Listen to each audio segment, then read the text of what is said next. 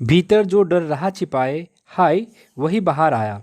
एक दिवस सुखिया के तन को ताप तप्त मैंने पाया, ज्वर में बिहल हो बोली वह, क्या जानूं किस डर से डर मुझको देवी के प्रसाद का एक फूल ही दो लाकर। सुखिया के पिता के मन में महामारी को लेकर जो भय व्याप्त था, उसने अपने हृदय में जो डर छिपा रखा था, एक दिन वह बाहर आया। अर्थात एक दिन उसने अपनी बेटी के शरीर को बुखार से गर्म पाया। उसकी बेटी ज्वार से बेचैन थी। तभी ना जाने उसने क्या सोचकर, किस डर से डर कर कहा कि मुझे देवी माँ के प्रसाद का एक फूल दो लाकर।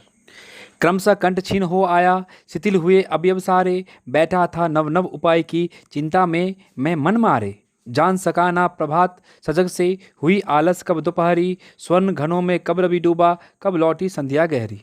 उसकी बेटी अर्थात सुखिया के शरीर, उसकी बेटी के ज्वार से ग्रसित होने के कारण उसका स्वर क्षीण हो गया तथा शरीर के अंग भी ढीले अथवा कमजोर होने लगे। अर्थात उसके शरीर के प्रत्येक अंग में दुर्बलता आने लगी थी। उसका पिता चिंतित होकर नए नए उपायों के बारे में सोच रहा था कि किस प्रकार अपनी बेटी को उस महामारी से बचाएं। इसी चिंता के कारण उसे पता ही नहीं चला कि कब हुआ, कब हलचल से भरी सुबह हुई, कब आलस्य से भरी दोपहर हो गई तथा कब घनी संध्या हो गई तथा कब सूर्य सुनहरे रंग के बादलों में छिप गया। सभी ओर दिखलाई दी बस अंधकार की ही छाया, छोटी सी बच्ची को ग्रसने कितना बड़ा तिमिर आया। ऊपर विस्तृत महाकाश में जलते से अंगारों से झुलसी सी जाती थी आंखें जगमग जगते तारों से। सुखिया ज्वार से पीड़ित थी, इसलिए उसके पिता को चारों ओर अंधेरा ही अंधेरा दिखाई दिया।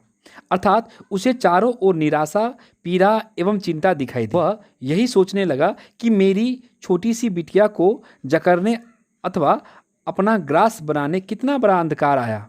उसकी बेटी की आंखें उसी प्रकार जल रही थी जैसे आकाश में तारे। अक्सर बुखार होने या किसी प्रकार की मुसीबत में रहने पर समय मानो ऐसा लगता है जैसे एक विकराल रूप ले लिया हो।